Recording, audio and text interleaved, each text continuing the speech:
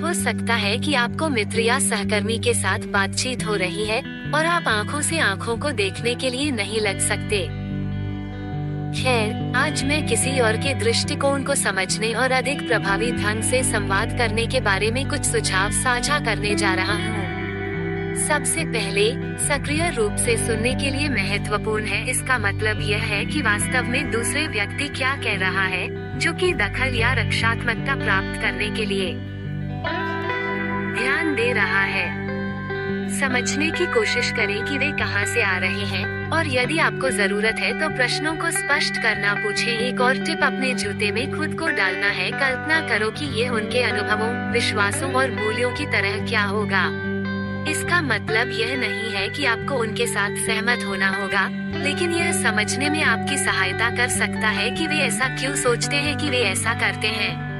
आपके खुद के पूर्वाग्रहों और मान्यताओं के बारे में जागरूक होने में भी सहायक है। हम सभी बेहोश पूर्वाग्रह हैं जो प्रभावित कर सकते हैं कि हम जानकारी कैसे व्याख्या करते हैं। इन पूर्वाग्रहों को स्वीकार करके और एक अलग परिप्रेक्ष्य से चीजों को देखने की कोशिश कर रहा है, हम अधिक खुले दिमाग और सहयोगी हो सकते हैं। अंत में, याद रखें कि संचार एक दो तरफा सड़क है। अपने स्वयं के विचारों और भावनाओं को एक सम्मानित तरीके से साझा करने के लिए तैयार रहें और दूसरे व्यक्ति से प्रतिक्रिया के लिए खुले रहें। संवाद के लिए एक सुरक्षित और सम्मानपूर्ण स्थान बनाकर आप मजबूत संबंधों और बेहतर समझ सकते हैं। तो वहाँ आपके पास यह है कि किसी और के दृष्टिकोण को बेहतर ढंग से समझने के बारे में कुछ सुझाव। सक्रिय रूप से सुनने के लिए याद रखें, अपने जूते में रखो, अपने स्वयं के पूर्वाग्रहों से अवगत रहें और सम्मानपूर्वक संवाद करें, अनुरोध करें और धन्यवाद जैसे काम करना या मदद प्राप्त करना। सहायता यह है कि आप अन्य सहायता के लिए और उनकी सहायता के लिए आभारी हैं। दूसरे, सक्रिय रूप से सुनो। जब कोई आपसे बात कर रहा है, उनके लिए उनसे जुड़ने या उससे बात करना चाहिए। इसके बजाय वे अपनी राय पर और आपसे क्या बात करेंगे में की तलाश में है। ये पूरी तरह से है कि आप अपने जीवन में थे कि और आपकी जरूरत है, लगता है कि कोशिश करें। ये दृष्टि प्रदान करता है और यह नहीं है कि क्या होगा। ये भी विश्वास है और यह भी पता लगाना चाहिए कि क्या आप उनकी जरूरत के भीतर से संबंधित हैं। ये दृष्टि प्रदान करता है और यह भी आपकी जरूरत है कि क्या करने के लिए उन्हें लगता है। अगर कोई दूर या अनुत्तरदायी लगता है तो इसे व्यक्तिगत रूप से नहीं लेना चाहिए। उन्हें चारों ओर आने के लिए अंतरिक्ष और समय दें। अंत में, हमेशा सम्मानजनक होना चाहिए। दूसरों को जिस तरह से आप इलाज करना चाहते हैं उसका इलाज करें। दूसरों का मजा मत करो या उन्हें कम करें। इसके बजाय दया और करुणा दिखाएं। अंत में, दयालुता और सम्मान के साथ दूसरों को इलाज के संबंधों के निर्माण के लिए आवश्यक रिश्तों और सकारात्मक वातावरण बनाने के लिए आवश्यक है। अगली बार जब आप किसी के साथ बातचीत करते हैं और अपने रिश्तों को पनपने देखते हैं, तो ये कुंजी अंक याद रखिए। सभी को नमस्कार। आज मैं दूसरों के साथ व्यवहार करने के बारे में बात करना चाहता हूँ। ये याद रखना महत्वपूर्ण है कि हर व्यक्ति अद्वितीय है और सम्मान के योग्य है। दूसरों के साथ बातचीत करते समय यहाँ कुछ महत्वपूर्ण बिंदुओं को ध्यान में रखते हुए, सबसे पहले, हमेशा विनम्र और विनम्र रहें। अनुरोधों को प्राप्त करने या सहायता प्राप्त करते समय कृपया और धन्यवाद जैसे शब्दों का उपयोग करें। इससे पता चलता है कि आप अन्य व्यक्ति के प्रयासों की सराहना करते हैं और उनकी सहायता के लिए आभारी हैं।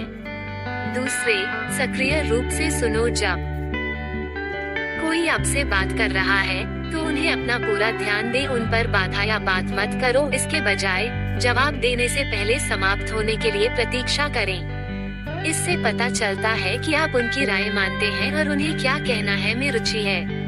तीसरा, संवेदनशील रहें। दूसरे व्यक्ति के परिप्रेक्ष्य और भावनाओं को समझने की कोशिश करें। अपने जूते में खुद को रखो और कल्पना करें कि आप अपनी स्थिति में कैसे महसूस करेंगे। यह विश्वास बनाने और रिश्ते को मजबूत करने में मदद करता है। चौथा, धैर्य और समझना। हर कोई बुरा दिन है और हर समय अपने सबसे अच्छे समय नहीं हो सकता है। अगर कोई दूर या अनुत्तरदायी लगता है तो इसे व्यक्तिगत रूप से नहीं लेना चाहिए। उन्हें चारों ओर आने के लिए अंतरिक्ष और समय दें। अंत में हमेशा सम्मानजनक होना चाहिए। दूसरों को जिस तरह से आप इलाज करना चाहते हैं उसका इलाज करें। दूसरों का मजा मत करो या उन्हें कम करें, इसके बजाय दया और करुणा दिखाएं। अंत में दयालुता और सम्मान के साथ दूसरों को इलाज के संबंधों के निर्माण के लिए आवश्यक रिश्तों और सकारात्मक वातावरण बनाने के लिए आवश्यक है।